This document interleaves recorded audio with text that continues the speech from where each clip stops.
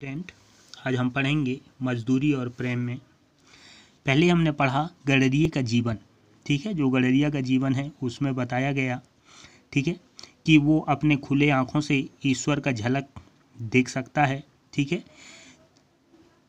चंद्र और सूर्य की विस्तृत ज्योति में जो वेदगान हो रहा है उसे इस गडरिये की कन्याओं की तरह मैं सुन तो ना सकूं, परंतु कदाचित प्रत्यक्ष देख सकूं। प्रकृति की मंद मंद हंसी में ये लोग ईश्वर के हंसते हुए ओंठ देख रहे हैं।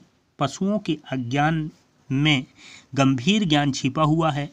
इन लोगों के जीवन में अद्भुत आत्म अनुभव भरा हुआ है। गडरिये के परिवार की प्रेम मजदूरी का मूल्य कौन दे सकता है। ठीक है, अब इसमें लेखक ये बता रहे हैं कि जो गडरिया है वो अपना जीवन ईश्वरी झलक देखता है। ठीक है, सूर्य और चंद्रमा की ज्योति देवगान ठीक है कर रहे हैं। गडरिये की कन्याओं की तरह मैं सुन नहीं सकता, परंतु कदाचित प्रत्यक्ष देख सकता हूँ। जिस तरह वो प्रकृति के साथ स्नेह है उसके बारे में बता रहे हैं लेखक।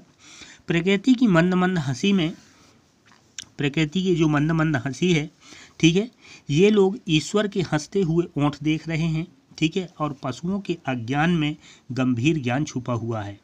लेखक बता रहे हैं कि उनके जो पशु अज्ञान हैं उस अज्ञान में गंभीर ज्ञान, बहुत ही गंभीर ज्ञान छुपा हुआ है। इन लोगों के जीवन में अद्भुत आत्म अनुभव भरा हुआ है।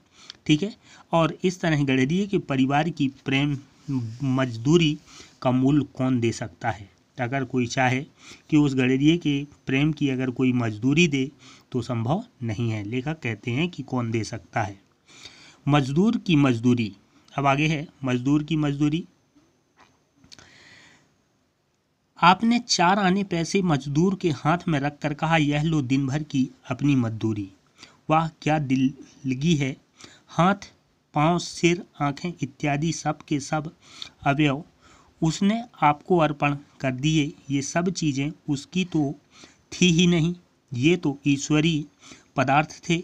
जो पैसे अपने उसको दिए वे भी आपके ना थे, वे तो ईश्वर पृथ्वी से निकली हुई धातु के टुकड़े थे, अतएव ईश्वर के निर्मित थे। मजदूरी का ऋण तो परस्पर की प्रेम सेवा से चुकता होता है, अन्न धन देने से नहीं। अब यहाँ पर लेखक ये बता रहे हैं कि मजदूर की मजदूरी, ठीक है, जो मजदूर हैं उसकी मजदूरी क्या होगा उसके बारे में। आपने, लेखक कहते हैं कि आपने 4 आने किसी मजदूर को दे दिए, ठीक है, हाथ में रख कर कहा, यह लो आपकी दिन भर की मजदूरी। वाह क्या दिल लगी है, यह क्या है।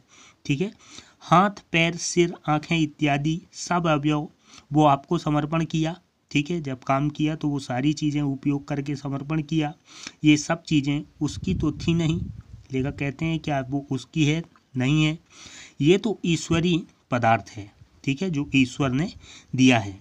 जो पैसे आपने उसको दिए वे भी आपके ना थे। लेखक ये बता रहे हैं कि जो पैसे हमने उसको मजदूरी के रूप में दिया वो पैसे भी आपके नहीं थे, वो तो पृथ्वी से निकली हुई धातु के टुकड़े थे। ठीक है, उन्हीं धातु के टुकड़ों को हमने पैसे के रूप में उनको दे दिया। अंत ईश्वर के निर्मित थे। किसके द्वारा निर्मित थे? ईश्वर प्रकृति के द्वारा निर्मित हैं। मजदूरी का ऋण तो परस्पर प्रेम सेवा से चुकता होता है। लेखक यहाँ लिखते हैं कि अगर हम उसको मजदूरी दें, उसके ऋण से मुक्ति पाएँ तो वो कैसे होगा? प्रेम सेवा के माध्यम से, अन्न धन देने से नहीं। अगर हम उसको अन्न धन देते हैं उससे नहीं होगा। वे तो दोनों ही ईश्वर के हैं। अन्न धन वही बनाता है, जल भी वही देता है। एक जिल्दसाज ने मेरी एक पुस्तक की जिल्द बांध दी। ठीक है, आगे यहाँ लेखक लिखते हैं कि एक जिल्दसाज ने एक में पुस्तक दिया, उस पुस्तक की जिल्द बांध दी। मैं तो इस मजदूर को कुछ भी न दे सका। लेखक का कहना है कि मैंने उसे कुछ भी न दे सका, परंतु उसने उम्र भर के लिए एक विचित्र वस्तु मुझे दे डाली। परंतु उसने क्या दिया कि उसने जो जिल्द करके पुस्तक दिया वो उम्र भर के लिए दे दिया। ठीक है, जो कभी खराब नहीं होने वाला है, एक विचित्र वस्तु दे डाली। जब कभी मैंने उस पुस्तक को उठाया, मेरे हाथ जिल्दसाज के हाथ ठीक है। लेखक ये लिखते हैं कि जब कभी मैं उस पुस्तक को उठाया तो मेरे को उस जिल्द साज की हाथों पर जा पड़े पुस्तक देखते ही मुझे जिल्द साज याद आ जाता है। ठीक है। और जैसे मैं देखता हूँ कि उसने जो पुस्तक बनाई, ठीक है, उस पुस्तक से उसका याद आ जाता है, मुझे जिल्द साज याद आ जाता है।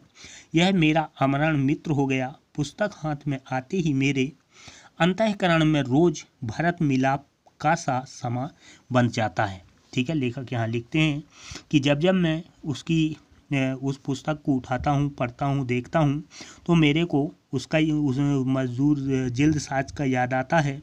और जब भी उस पुस्तक में हाथ में लेता हूँ, ठीक है, उस पुस्तक को जैसे मैं हाथ में उठाता हूँ, मेरे मन में अंतःकरण में भरत मिलाप का समा बन जाता है। ऐसा लगता है जैसे राम और भरत मिले थे, उसी प्रकार वही स्वरूप या स्थिति उत्पन्न हो जाता है।